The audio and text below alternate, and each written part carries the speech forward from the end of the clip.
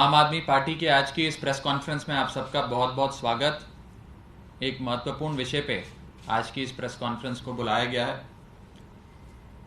साथियों, पंजाब की वीर भूमि पे जन्मे शहीद अग्निवीर अमृतपाल जो मानसा जिले से आते हैं, वो 11 अक्टूबर 2023 को जब भारतीय सेना में तैनात राजौरी सेक्टर में लाइन ऑफ कंट्रोल के साथ ड्यूटी पर थे, वहां उनकी मृत्यु हुई।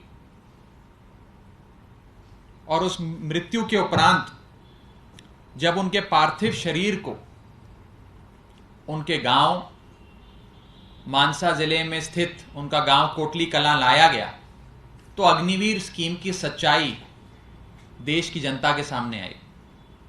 आपको याद होगा कि जब अग्निवीर योजना भाजपा सरकार लाई थी सेना में युवाओं की भर्ती को लेकर, तब अग्निवीर योजना के बारे में कई सारी आशंकाएं जाहिर की जा रही थी। आम आदमी पार्टी ने भी बड़ी बुलंदी से अग्निवीर योजना की आशंकाएं जाहिर करी।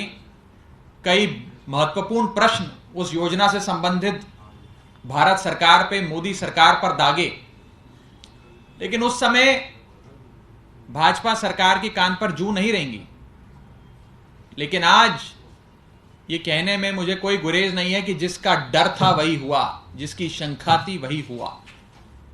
जब शहीद अग्निवीर अमृतपाल जी के पार्थिव शरीर को उनके गांव कोटली कलां लाया गया, पंजाब में स्थित मानसा जिले में कोटली कलां गांव लाया गया, तो ना ही उनके साथ कोई सेना का यूनिट आया, मात्र एक आर्मी का हवलदार और 2 जवान सिविल वर्दी में उनके शरीर को लाए।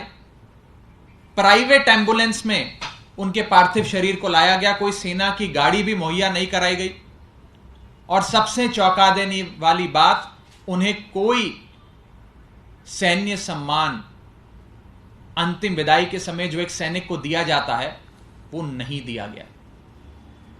इस अग्निवीर योजना के चलते उन्हें और उनके परिवार वालों को ना ही कोई पेंशन भी दी जाएगी और ना ही उन्हें कोई शहीद का दर्जा दिया जाएगा।